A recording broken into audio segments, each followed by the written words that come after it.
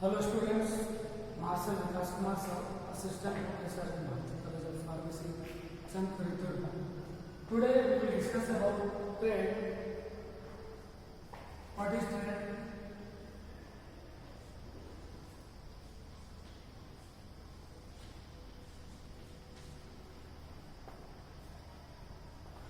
Trade is nothing but it is a sale, transfer, exchange of service between the two parties is called trade. Trading करना trade का मतलब यह होता है किसी भी वस्तु या फिर सेवाओं को या तो उसको बेचना या फिर उसका अदला बदली करना है ना, या फिर उसको ट्रांसफर करना, ये क्या कहलाता है?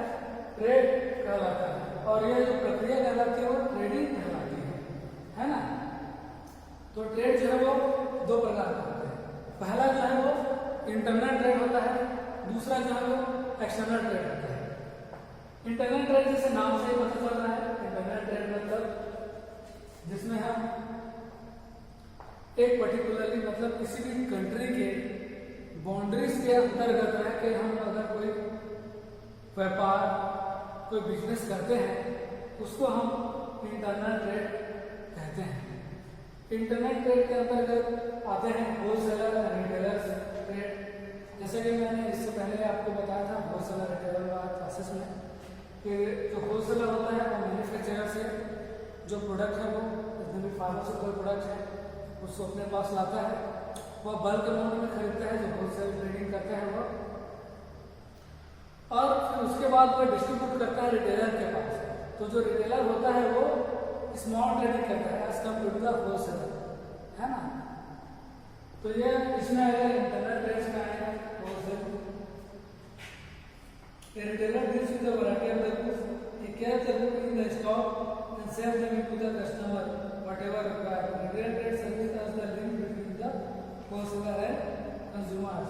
और ये जो होलसेलर होता है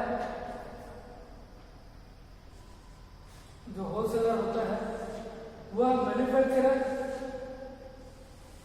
और रिटेलर के बीच का लिंक होता है। लेकिन जो रिटेलर होता है वह कस्टमर और होलसेलर के बीच का लिंक होता है। तो जो भी प्रोडक्ट्स मैन्युफैक्चरिंग करता है वह होलसेलर के थ्रू रिटेलर को पहुंचाता है और जो होलसेलर है रिटेलर के थ्रू कस्टमर को पहुंचाता है। ये जो होलसेलर और जो रिटेलर्स है वह इंटरनल ट्रेडिंग में आते हैं, है ना। उसके बाद हम देखते हैं external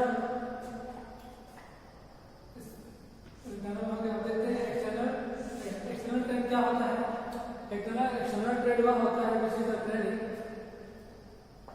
trading across the any specific countries boundaries. मतलब किसी भी कंट्री के बाउंड्री से बाहर अगर हम गुड्स को सेल करते हैं, एक्सचेंज करते हैं या फिर उसको ट्रांसफर करते हैं, वह प्रक्रिया कहलाती है एक्सटर्नल ट्रेड। एक्सटर्नल ट्रेड में क्या हो सकता है कि हम किसी भी प्रोडक्ट को या फिर तो उसको एक्सपोर्ट करते हैं या फिर इंपोर्ट करते हैं। एक्सपोर्ट मतलब किसी भी हमारा फार्मास्यूटिकल जैसे प्रोडक्ट है उसको हम क्या करेंगे, बाहर एक्सपोर्ट करेंगे, जैसे यूए, कनाडा, है ना, चाइना। और जो इंपोर्ट वहां से करेंगे जो हमारे पास नहीं है मटेरियल, जैसे हमारे पास पेट्रोलियम प्रोडक्ट्स नहीं होते तो 70% जो पेट्रोलियम के प्रोडक्ट्स होते हैं उसको हम इंपोर्ट करवाते हैं। कहाँ से? फॉरेन से, यूएई से। उसी प्रकार मेडिसिन जो होते हैं वो भी कुछ क्राइटेरिया के जो मेडिसिन है वो बाहर से इंपोर्ट होते हैं और हमारे जो मेडिसिन है उससे अदर मेडिसिन है वो एक्सपोर्ट होते हैं, ठीक है। तो external trade is the refer to the buying and selling the good between the various country of the world. When the goods are moved from the one country to another country the payment had to be converted into the currency of the concerned country such that the type trade is conducted mostly on the wholesale basis. तो यह internal trade और external trade में यह बड़ा अंतर है कि जो एक्सटर्नल ट्रेड होता है वो होलसेल बेसिस पे करता है, मतलब बहुत ज़्यादा बड़े क्वांटिटी में करता है, और जो इंटरनल ट्रेड है वो स्मॉल क्वांटिटी और wholesale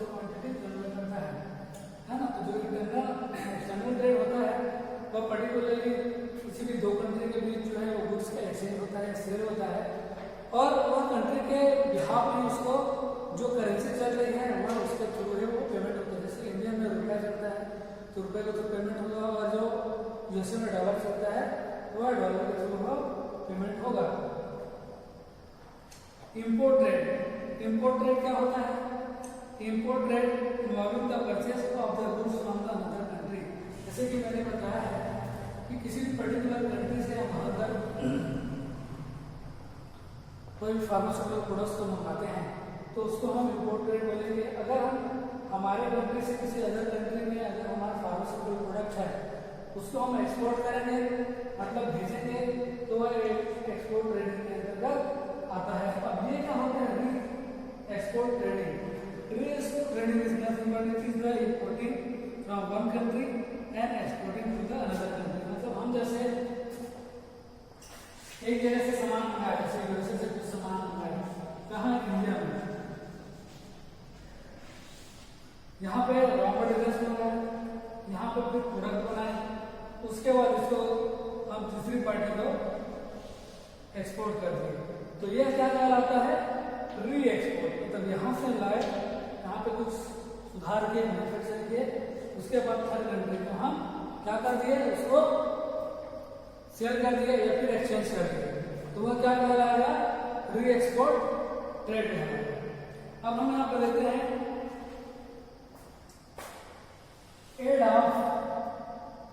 add to the trade.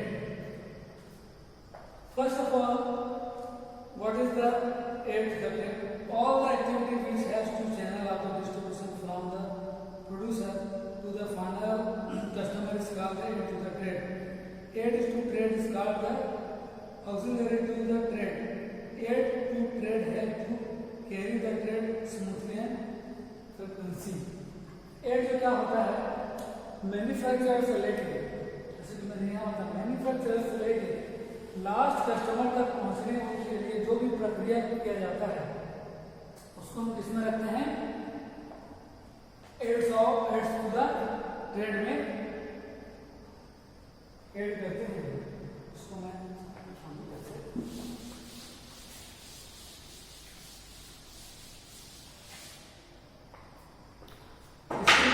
Product को हम एक्सपोर्ट करते हैं और इंपोर्ट करते हैं, तो ये हमारा मैन्युफैक्चरर है।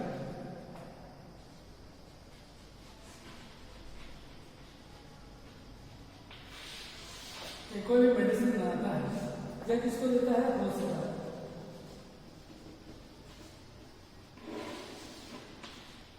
होलसेलर किसको देगा?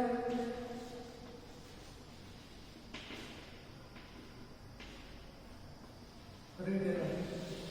रिटेलर से किसके पास चला जाएगा? पेशेंट या फिर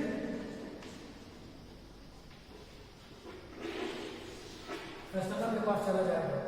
तो हमारे पास जो प्रोडक्ट है, जो हम प्रोडक्ट बनाए फार्मास्यूटिकल प्रोडक्ट्स, उसको मैन्युफैक्चरिंग से लेके होलसेलर रिटेलर से होते हुए कस्टमर तक पहुंचाने वाले जितने भी हम एक्टिविटीज करते हैं उसी को हम एड टू द ट्रेड कहते हैं।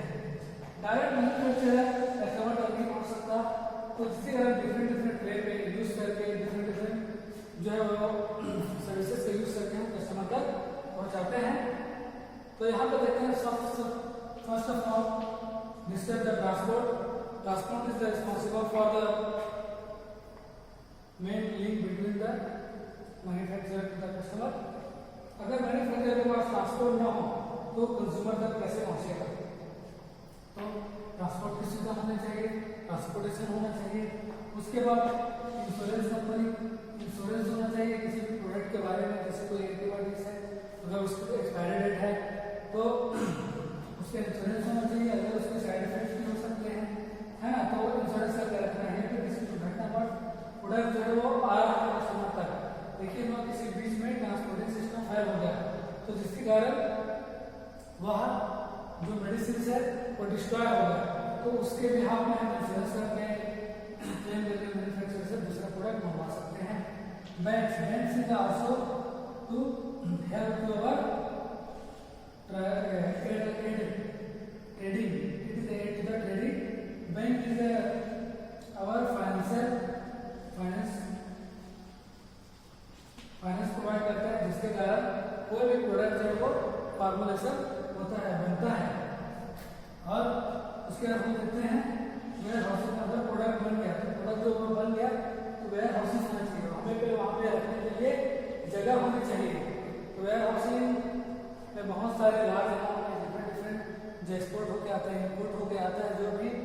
फार्मास्यूटिकल प्रोडक्ट्स हैं उसको हम एक पर्टिकुलर जगह में क्या करते हैं, रैक में अरेंज करके रखते हैं।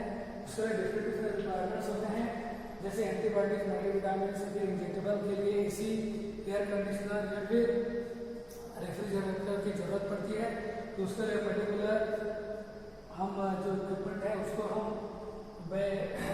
जो हुआ अरेंज करके रखते हैं ताकि हमारा जो हुआ मैन्युफैक्चर जो प्रोडक्ट है वो खराब ना हो और अच्छे तरीके से उसी कंडीशन में, जिस कंडीशन में वो मैन्युफैक्चर हुआ है उसी कंडीशन में वो कस्टमर तक उसी एक्टिविटी के साथ, उसी थेरेपेटिक कंडीशन के साथ वह कस्टमर तक पहुंच जाए।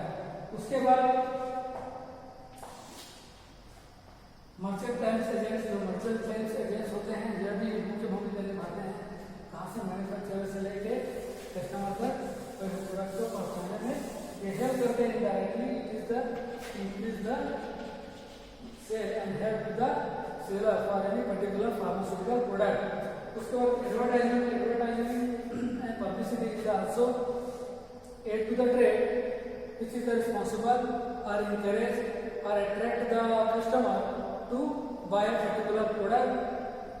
So advertising publicity is also a part of add to the trade. Advertising करने से क्या होता है, पर्टिकुलरली किसी भी कस्टमर को उसको अट्रैक्ट तो होता है पर्टिकुलर ड्रग अपनी मेडिसिन के बारे में, उससे यह भी जानकारी वह ले सकता है एड के थ्रू कि वह कैसे यूज करना है, उसका जो मोड ऑफ एडमिनिस्ट्रेशन क्या है और उसका एक्सपायरी डेट वगैरह भी सब जो एडवर्टाइजमेंट में और पब्लिसिटी के बारे में पता चलता है, जिससे ये सब चीज करने से किसी भी कंपनी का जो गुडविल है वो बना रहता है मार्केट में और जो प्रोडक्ट जो लॉन्च करता है और पर्टिकुलरली मैन्युफैक्चरर से होलसेल कस्टमर तक जाता है, कस्टमर उसको कंटिन्यूसली वो बंधे रहता है उसके साथ ताकि वह मैन्युफैक्चरर से उसी प्रोडक्ट को वह कंटिन्यूसली लेते रहे जब तक उसको आवश्यकता है। तो यहाँ पे हमने देखा ट्रेड के बारे में, definition of the trade. Trade कुछ नहीं होता, किसी भी प्रोडक्ट या फिर सर्विस को सेल करना, एक्सचेंज करना, ट्रांसफर करना ही ट्रेड कहलाता है। या एक्सटर्नल इंटरनल होता है। इंटरनल में रिटेलर्स, होलसेलर ये दोनों इंक्लूड होते हैं, लेकिन एक्सटर्नल में रिटेलर इंक्लूड नहीं होते, वो डायरेक्ट होलसेलर के थ्रू ही वो ट्रेडिंग होता है, इंपोर्ट एक्सपोर्ट एंड री-एक्सपोर्ट होता है। Aid to the trade, transportation, insurance company, bank with the finance, warehouses, merchandise agents and advertisement and publicity.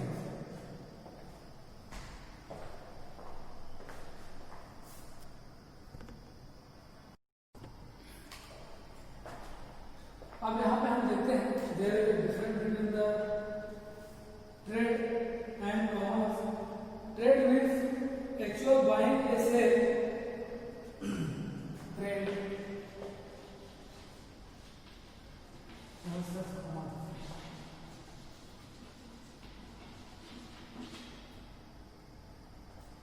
versus commerce. Trade means the actual buying and selling of the goods and it is the part of the business. Commerce is concerned with all the commercial activity which has to marketing and goods. They include all those activities which has to free flow of the goods from the procedure to the customer. It is the part of the business. It is the includes. तो trade का मतलब क्या होता है? Simple trade का मतलब यह होता है कि किसी भी सामान को खरीदना, बेचना, एक्सचेंज करना, उसको क्या बोलते हैं हम? ट्रेड कहते हैं। तो जो सर्विस हो सकता है या फिर गुड्स हो सकता है। कॉमर्स में concern with all commercial activity which has to marketing the goods. और जो कॉमर्स होता है वह होता है कमर्शियल एक्टिविटी होता है, वाणिज्यिक लेन देन होता है, जो एक्टिविटीज होता है होती है जो कि सपोर्ट करता है किसी भी प्रोडक्ट को एडवर्टाइजमेंट करने के लिए, उसके बाद वह सपोर्ट करता है सेल करने के लिए। इसमें पूरी एक्टिविटी रहती है कि हम एक्सटर्नल इंटरनल होता है। कॉमर्स जो है एक्सटर्नल इंटरनल नहीं होता, यह मतलब ये भी एक्सटर्नल इंटरनल कॉमर्स ही होता है। लेकिन कॉमर्स का मतलब यह है कि कॉमर्शियल एक्टिविटी होती है इसमें क्या होता है, सर्विस गुड्स का क्या होता है, एक्सचेंज होता है ना। तो यही मुख्य डिफरेंस है between the trade and commerce.